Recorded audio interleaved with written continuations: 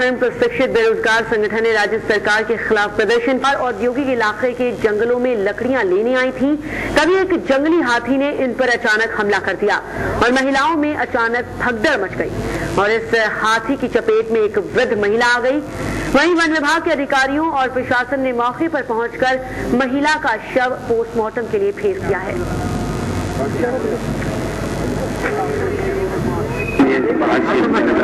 लकड़ी वगैरह भी जल रही थी, हाथी बहुत नजदीक पहुंच गई और मार दिया। इसी खबर में पूरी जानकारी लेते हैं अपने संवाददाता सनोज कश्यप से।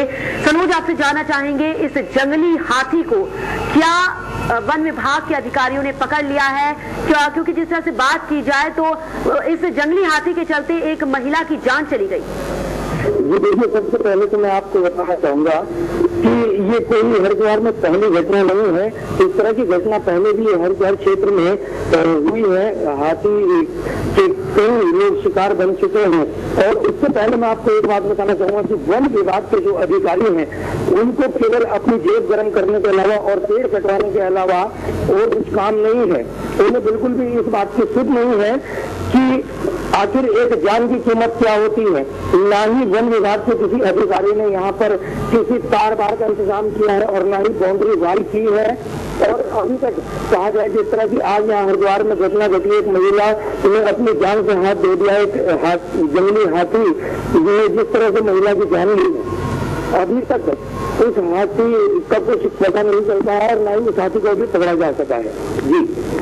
जी बिल्कुल, जिस तरह से अगर बात की जाए, जिस जंगली हाथी की हम बात करें जिसने अपने आतंक के चलते एक महिला की जान ले ली, एक वृद्ध महिला की जान ले ली, ये बताया जा रहा है कि सनोज वहां पर और भी महिलाएं मौजूद थी, लेकिन कहा जा सकता है कि सिर्फ एक महिला इसका शिकार बनी। तो सबसे बड़ा सवाल ये है कि अगर इलाके में इस तरह की घटनाएं होती रहती हैं तो क्यों वहां पर सुरक्षा के इंतजाम नहीं किए गए?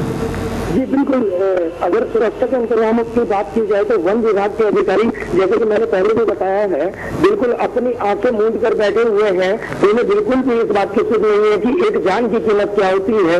ना तो उन्होंने यहाँ पर जो वन विभाग में कोई भी तार बाड़ का इंतजाम किया है और ना ही कोई बाउंड्री वाल है और ना ही कोई प्रवेश से संबंधित सूचना बोर्ड यहाँ पर लगाया हुआ है। तो जाहिर सी बात है कि किस तरह से ये घटना पहले भी यहाँ पर हो चुकी है। हाथी की चपेट में कई लोग शिकार बन चुके हैं। तो इस तरह की घटना अगर प्रशासन बिल्कुल भी सुध नहीं लेगा तो इस तरह की घटना तो आगे समय तक होती रहेंगी।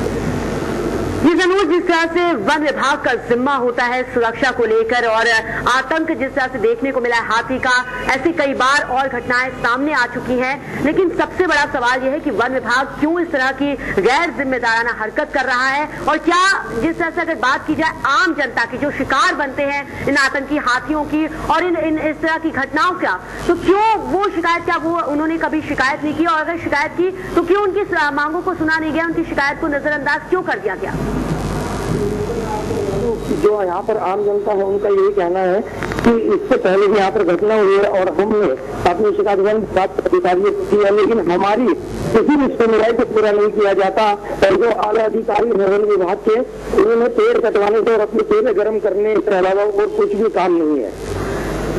बिल्कुल सही कहा आपने। जिस तरह से आप बता रहे हैं कि गैर जिम्मेदाराना हरकत, वन विभाग जानबूझकर कई बार शिकायत की जा चुकी है लेकिन उसके बावजूद भी नजरअंदाज कर दिया गया है। यही कारण है कि एक बार फिर से भेंट चढ़ गई एक महिला, एक वृद्ध महिला, और इसके बावजूद भी कोई कड़े कदम नहीं उठाए। सनोज, आपसे जानना चाहेंगे कि क्या आपने इस घटना के बाद वन विभाग के किसी अधिकारी से आपकी कोई बातचीत हुई? जी देखिए, अगर बात करें वन विभाग के अधिकारी की, तो जिस तरह से आज यहाँ पर दोपहर में घटना घटी, एक जंगली हाथी ने एक महिला को मार दिया है और बुरी तरह से उसको रोक कर उसकी जान ले ली है जंगली हाथी ने।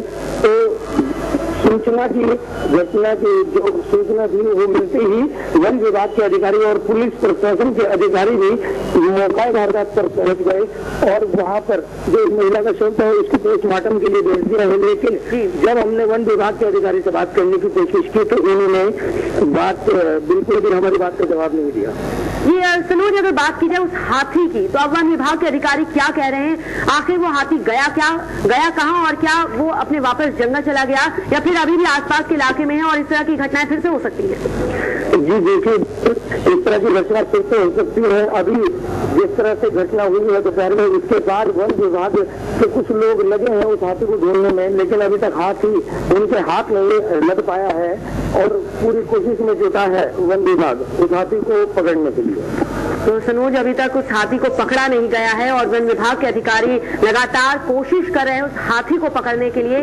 तो सनोज, अगर बात की जाए इलाके के लोगों को, कि जिस तरह से आप बता रहे हैं कि इससे पहले भी कई बार ऐसी घटनाएं हो चुकी हैं, आम लोग शिकार बनते रहे हैं, अब इस घटना के बाद इलाके के लोगों का क्या कहना है, किस तरह का आक्रोश उनमें देखने को मिल रहा है? ये देखिए, अगर यहाँ पर आम जनता की बात की जाए तो लोगों में काफी दहशत भी है और काफी आक्रोश भी भरा हुआ है इस बात को लेकर कि क्यों आखिर प्रशासन वन विभाग अपनी आंखें मूंद कर बैठा हुआ है, क्यों यहाँ पर इंतजाम नहीं किए जाते सुरक्षा के, क्यों यहाँ पर ताड़ बाड़ नहीं की जाती, क्यों यहाँ पर बाउंड्री नहीं की जाती है और यहाँ पर सर्विस से संबंधित सूचना जोर क्यों नहीं लगा जाते। काफी आक्रोश यहाँ पर आम जनता में देखने को मिल रहा है।